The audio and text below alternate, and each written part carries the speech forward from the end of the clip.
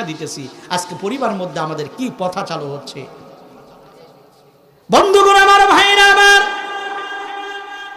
আল্লাহ রাব্বুল আলামিন বলেন, তোমরা আমি আল্লাহকে ভয় করো, ভয় করার মতো ভয় করো। বান্দারা এরকম মুখে মুখে ভয় না, ভয় করার মতো ভয় করো। কারণ তোমার পিছনে, তোমার প্রতি বান্দারে আমি আল্লাহর দৃষ্টি থাকার পরেও আরেকটি সিসি ক্যামেরা থাকে, সেটা হলো এই জমিন। আপনি কি ভেবেছেন শুধু জমিন বুঝি আপনাদের এই সখীপুরে, আপনাদের এই থানার মধ্যেই সীমাবদ্ধ, বাংলাদেশে সীমাবদ্ধ? বলে যেখানেই যাবেন সেখানেই জমিন আছে কি নাই? জমিন ছেড়ে পালাবার কোনো পথ নাই। জমিন সব কিছু দেখে রাখে। আর এই জমিনের সাথে আপনার মুআমালাত করতে হবে, জমিনের সাথে আপনার সাক্ষাৎ করতে হবে।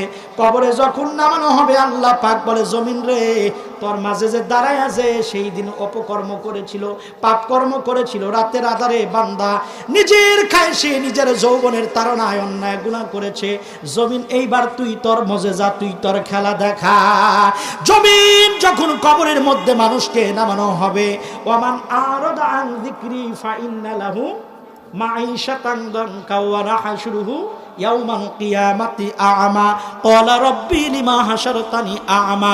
আল্লাহ পাক বলেন, যারা নাকি ওমান আরাদা আন যিকরি, যারা আল্লাহর হুকুমকে, যারা আল্লাহর শাসনকে, যারা আল্লাহ তাআলার দেখানো পথমতকে যারা ফলো করে না, যারা ব্যক্তিত্ব মানুষের মনোগড়া আইন দিয়ে যারা জীবনটা পরিচালনা করে, আল্লাহ পাক বলেন মাঈশাতান দানকা, আল্লাহ বলেন এদের জীবনটা হবে সংকীর্ণময় জীবন।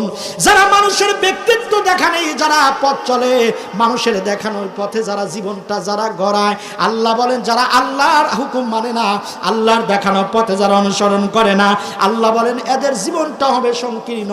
ওয়া